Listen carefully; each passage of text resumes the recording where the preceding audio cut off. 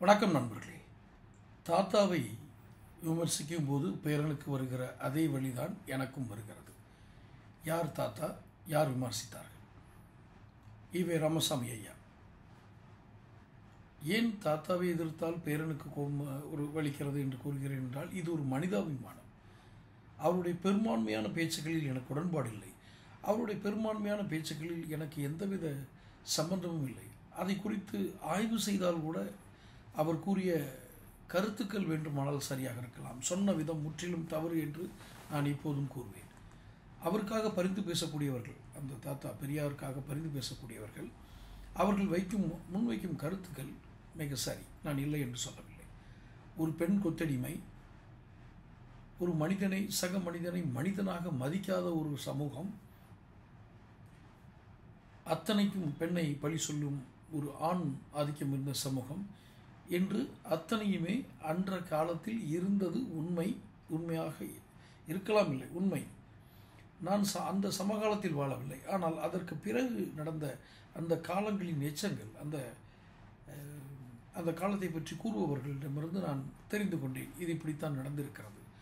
சற்று இன்று யோசிக்கும் பொழுது அது சற்று அறிவற்ற செயலாகவே, கொடூர செயலாக, அறிவற்ற செயலுக்கும் கொடூர செயலுக்கும் வித்தியாசம் இருக்குது. அதனால தான் இரண்டும் கலந்த செயல்களாகவே இருக்கிறது. ஆனால் அந்த சமகாலத்தில் தோன்றிய மற்ற அறிஞர்களை குறித்தோ, அன்று இருந்த இந்து துறவிகள் குறித்தோ, இந்த இந்து மதத்தை எப்படியெல்லாம் வாழ்க்கை பாடமாக மாற்றினார்கள் என்பவர்கள் குறித்தோ அந்த தாத்தா பேசவில்லை. ஈவே ராமசாமி ஐயா பேசவில்லை. இந்த இடத்துல தான் இந்த வீடியோவில் ஒரு சின்ன விரிவாக சொல்ல விரும்புகிறேன். சேனல் சப்ஸ்கிரைப் பண்ணாதவங்க பண்ணிக்கோங்க, நோட்டிஃபிகேஷன் பில் பதிவு பண்ணுங்கள், பிடிச்சதாக ஷேர் பண்ணிக்கோங்க. அப்போ தான் ஆகும். சரி, இப்போ சொல்கிறேன். அவர் சற்று மனநிலை பிறண்டவர் போல், அல்லது எங்கோ அவருக்கு கிடைத்த ஒரு வழி, அந்த வழியை சமூக வழியாக மாற்றினாரோ என்ற ஒரு கேள்வியும் என்னுள் எழுகிறது. காரணம், அவருக்கு தனிப்பட்ட முறையில் ஏற்பட்ட ஒரு வழி. அது ஒரு குறிப்பிட்ட சாதியினரால் அவர் தனிப்பட்ட முறையில் பாதிக்கப்பட்டிருக்கலாம். அவர்களுடைய பழக்க வழக்கங்கள் இவருக்கு எரிச்சல் ஊட்டியிருக்கலாம், பாதித்திருக்கலாம். அந்த மனவிகாரங்கள், அது ஏற்படுத்திய மனவிகாரங்களை மற்ற இலக்கியங்கள் மீதே அவர் தாறுமாறாக விமர்சனம் செய்கிறார். சிலப்பதிகாரத்தில் விபச்சாரி வீட்டுக்கு செல்வது சரி என்று சிலப்பதிகாரம் சொல்லவில்லை. மனிதனுடைய மனித அறசிந்தனைகள் எங்கெல்லாம் தாக்கம், அதாவது புறவழி செயல்களால், எக்ஸ்டர்னல் அஃபேர்ஸ், வெளியிலிருந்து கிடைக்கக்கூடிய தகவல்களால் எப்படியெல்லாம் ஒரு மனிதனுக்கு தாக்கம் ஏற்படும், அவன் எப்படியெல்லாம் தன் ஒழுக்க நெறியிலிருந்து பிறழ்கிறான், இதை குறிப்பிட்டு சொல்லும் ஒரு இலக்கியங்கள் தான் அதிகம் இருந்தன.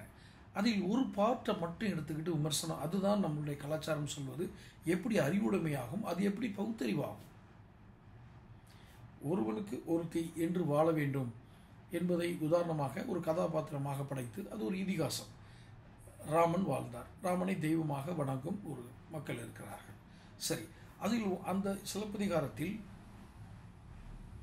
அந்த ராமாயணத்தில் உங்களுக்கு ஏதேனும், எந்த இதிகாசத்தையும் எடுத்துக்கொள்ளுங்கள், உங்களுக்கு ஏதேனும் மாற்று கருத்து இருந்தால் அந்த மாற்று கருத்துக்களை நீங்கள் அடுத்தவர்கள் நம்புகிற ஒரு விஷயத்தை நீங்கள் பேசும் பொழுது கவனமாக பேச வேண்டும்.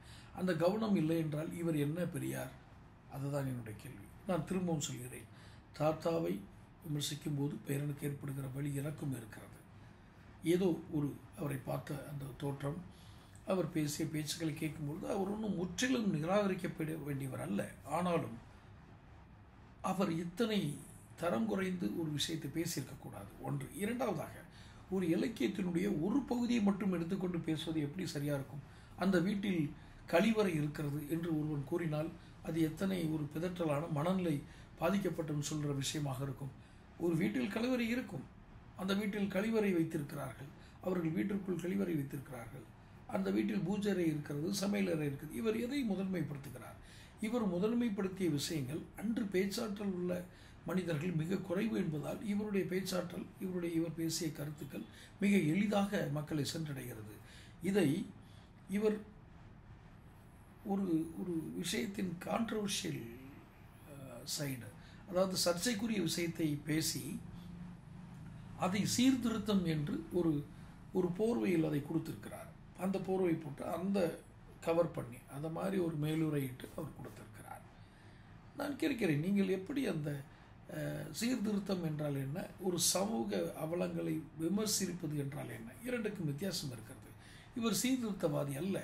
ஒரு வீடியோவில் சொல்கிறார், நான் கிட்டத்தட்ட 10-20 நாடுகளுக்கு சென்றிருக்கிறேன். அந்த நாடுகளிலெல்லாம் இந்தியாவை பார்த்தால் இந்தியாவில் ஆண் விபச்சார வீட்டுக்கு செல்வான், இந்தியாவில் இருக்கிறவெல்லாம் காட்டுமிராண்டி என்று கூறினார்கள் என்று. எத்தனை ஒரு கீழ்த்தரமான எந்த சிந்தனையுமற்ற பேச்சு அது. ஏன் கூறுகிறேன் என்றால், இந்தியாவிலிருந்து சென்றவர் தான் வீரத்துறவி விவேகானந்தர். அவருடைய பேச்சு எப்படி இருந்தது? சகோதர சகோதரிகளே என்று அவர் ஆரம்பித்தார் தன் பேச்சை. அது ஒரு அனைத்து மதங்களும் இணைந்து நடத்திய ஒரு மாநாடு.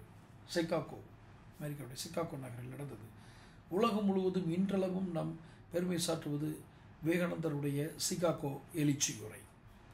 அது ஏன் இந்த தாத்தாவுக்கு தெரியாமல் போனது என்று தான் தெரியவில்லை. அவருக்கு இப்போ தெரிந்ததெல்லாம் விபச்சாரம், கற்பு, பெண்கள் கற்பு நிலையை பற்றி அவர் என்ன நினைத்திருக்கிறார்? ஒரு இதிகாசத்தில் ஒரு கதை ஒரு புனைவு கொண்ட கதையில் அது ஒன்றும் தெய்வ நூல்கள் அல்ல, அவர்கள் தெய்வங்களாக இருந்தார்கள் என்று கதாபாத்திரங்களை படைத்து அந்த கதாபாத்திரங்கள் வழியாக ஏதோ ஒரு நீதி சொல்ல வருகிறார்கள். எங்கேனும் சிலப்பதிகாரத்தில் மனைவியை விட்டு உபச்சார வீட்டுக்கு செல்லுங்கள் என்று கூறுகிறார்களா? இதை சொல்வதற்கு என்னை மன்னிக்க வேண்டும். இந்த பேசிட்டு வாய் தான் கல்வரும். ஏதேனும் அப்படி கூறியிருக்கிறார்களா? எந்த இதிகாச நூல் இந்தியாவில் விபச்சாரத்தை வளர்த்தது? தாசி வீட்டுக்கு போனேன் என்று வெளிப்படையாக இவர் சொன்னதாக நான் நிறைய கேள்விப்பட்டிருக்கிறேன். நேரடியாக அந்த இதை கேட்கல. வைக்கம் வீரர் என்று இவர் அழைக்கப்படுவதை குறித்து கூட ஒரு பெரிய வீடியோ வெளியிட்டிருக்கேன் நான். ஓகே, இவர் எங்குமே இவர் பேசுவதெல்லாம் காட்டுமிராண்டி, முட்டாள், இப்படி இவருடைய வார்த்தைகள் எல்லாம் இப்படி இருந்தால் இவர் வழித்தோன்றலாக நாம் இருக்கிறோம். இவர் வழி என்றால் இவர் குறிப்பிட்ட ஒரு இடத்தில் வாழ்ந்தவர், அந்த வழித்தோன்றல் அல்ல. நாம் தமிழகத்தில் இருந்தோம், தமிழ் பேசும் வழியில் அவர் எனக்கு தாத்தா என்று நான் நினைத்து கொண்டு இருக்கிறேன். தாக்குவது அத்தனை இதல்ல. பெரியாரை, அதாவது ஈவே ராமசாமி ஐயாவை நீங்கள் கீழ்த்தரமாக தாக்க வேண்டாம். அவர் முற்றிலும் நிராகரிக்கப்பட வேண்டியவர் அல்ல. ஆனால் தலையில் தூக்கி வைத்து கொண்டாடும் அளவுக்கு அவர் ஒன்றும் பெரிய சிந்தனையாளர் அல்ல, சீர்திருத்தவாதி அல்ல. அவர் மனிதனை சிந்தனையை தூண்ட வேண்டும். எங்கே தூண்டுகிறது? அசிங்கங்களை போட்டு உடைப்பதா? ஒரு வீட்டினுடைய செப்டி டேங்கை திறந்து அதில் இருக்கிறதெல்லாம் எடுத்து ரோட்டில் ஊற்றி இவன் வீட்டில் இத்தனை அழுக்கள் இருந்து சொன்னால் அவர் சொல்வதற்கு மன்னிக்க வேண்டும். அதற்கு இணையான வேலையை தான் அவர் செய்திருக்கிறார். நானும் என்னுடைய சிறிய வயதில் கேள்விப்பட்டிருக்கிறேன். அவர் பகுத்தறிவுக்கு வித்திட்டவர் என்று கூற கேள்விப்பட்டிருக்கிறேன். ஆனால் நூல்களை படித்து ஆய்ந்து அதன் மூலம் ஒரு கருத்துக்கள் அல்ல. இப்போது சீமானவர்களுக்கு இந்த தர்ம சங்கடம் தான் ஏற்படுது. இவருடைய நூல்களை முழுமையாக அவர் படிக்காமல் அல்லது சரிவர அந்த பேச்சுக்களை கேட்காமல் இவர் மேலோட்டமாக உருவாக்கப்பட்ட ஒரு எல்யூஷன்ஸ், ஒரு பொய்யுருவத்தை நம்பி சீமானவர்கள் வந்துவிட்டார்கள். இப்போது அதுக்கு என்ன பலன் கிடைக்கிறது? அவரை நீங்கள் மாற்றி மாற்றி பேசுகிறீர்கள், பச்சோந்தி அது இதுன்னு ரொம்ப இதாக போட்டு பொது வழியில் நீங்கள் வருத்திட்டுறீங்க. நான் கூறுகிறேன், உங்களை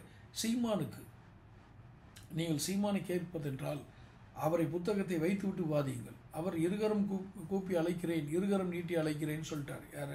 சீமான். நான் விவாதத்துக்கு தயார் என்று. அருள்மொழி அவர் லேடி அட்வொகேட் ஒன்று ரொம்ப நாளாக பெரியாருடைய கொள்கைகளை பேசுவாங்க. அவருடைய பேச்சு எனக்கு பிடிக்கும், மிக நன்றாக பேசுவார். பேச்சு கவர்ச்சி என்பது கரிஸ்மேட்டிக் ஸ்பீச் என்பது வேறு. ஒரு விஷயங்களை எடுத்து கூறி ஆய்வு செய்து ஆராய்ந்து அது அந்த வகையில் பார்த்தால் அப்படி ஒன்றும் அவர் சொன்னதை போன்றது வெங்காயம் போன்று தான் இருக்கிறது. இரண்டாவதாக பாரதி பாடியதை கூட அவர் ஒரு கேலி பொருளாக சொல்கிறார். செந்தமிழ் நாடும் போதினிலே இந்த தேன் வந்து பாயுது காதிலே என்பது ஒரு உணர்வு. செந்தமிழ்நாடுன்னு சொன்னோடனே உண்மையான தேன் வந்து பாயுமா அப்படி நினச்சிக்கிட்டாருன்னா அவரை மாதிரி அந்த தாத்தா மாதிரி முட்டாள் யாரும் இல்லை. அப்படி சொல்கிறதுக்கு மன்னிக்கணும், தாத்தா முட்டாள். ஏன்னால் அந்த பேச்சு அப்படி தான் இருக்குது. அவருக்கு தேள் வந்து கொட்டு தான். தேன்னு பாரதியார் படிக்கிற ஒரு தேள் வந்து கொட்டு தான்.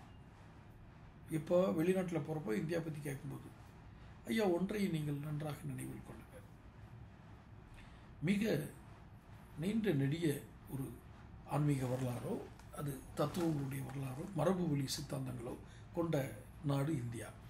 இதில் ஒரு சிறிய பகுதியாக, ஒரு வரலாற்றில் இந்த சிறிய பகுதியை எடுத்துக்கொண்டு அதை மிக மிக கேவலமாக அவலமாக பேசி அதன் மூலம் அந்த இனத்தையே கேவலப்படுத்தியவரை எப்படி அவர்கள் தலையில் வைத்து கொண்டாடுகிறார்கள் என்றுதான் தெரியவில்லை. ஒரு வீட்டில் கணவன் மனைவி பிரச்சனை நடக்கிறது, அடிதடியாக மாறுகிறது. பக்கத்து வீட்டில் இருப்பவர் அதை போய் தடுக்கிறார். சின்ன புத்திமதி சொல்கிறார், விடுங்க என்ன பார்ப்போம் அப்படின்னு. அப்படி கூறியதால் அவர் மிகப்பெரிய சிந்தனைவாதி என்று அந்த வீட்டுக்காரர், அந்த கணவன் ஏற்றுக்கொள்வாரா? சண்டை நடந்தபோது அவர் வந்து தடுத்தார். அதை பற்றி பக்கத்தில் போலீஸில் புகார் எடுத்திருக்கலாம், அவங்களுக்கு உறவினரிடம் சொல்லி அந்த சண்டை தீர்வுன்னு சொல்லியிருக்கலாம். இது ஒரு வாழ்க்கையினுடைய ஒரு அங்கம், மிக சாதாரணமாக நடக்கக்கூடிய நிகழ்வு. இதை போய் நான் இவர் தான் சீர்திருத்தவாதி, கணவன் மனைவி சண்டையெல்லாம் தீர்த்து விட்டார் என்று சொல்ல முடியுமா? ஐயா, நீங்கள் நிவர்த்தி செய்திருக்க வேண்டும். இன்னும் பேசப்போனால் நிறைய அவரை பற்றி பேச வேண்டியிருக்கும். ஒரு பெரிய மனிதரை பேசிய பாவம் எனக்கு வேண்டாம். அவரை பற்றி கூறியது, அவர் கூறியதை சீமான் விமர்சித்தது என்ற அளவில் தான் என்னுடைய கருத்தாக்கங்களை நான் பதிவு செய்கிறேன். தொடர்ந்து இந்த சிந்தனைகளும் நமக்கு வேறு வடிவத்தை கொடுத்து கொண்டே இருக்கும். தொடர்ந்து நாம் விவாதிப்போம். சேனல் சப்ஸ்கிரைப் பண்ணுங்கள், நோட்டிஃபிகேஷன் பில் பதிவு பண்ணுங்கள். வீடியோக்கள் வந்து சேரணும்னா உங்களுக்கு நோட்டிஃபிகேஷன் பதிவு பண்ணால் தான் வீடியோக்கள் வந்து சேரும். பிடிச்சதான் நிறைய ஷேர் பண்ணுங்கள். நன்றி, வணக்கம்.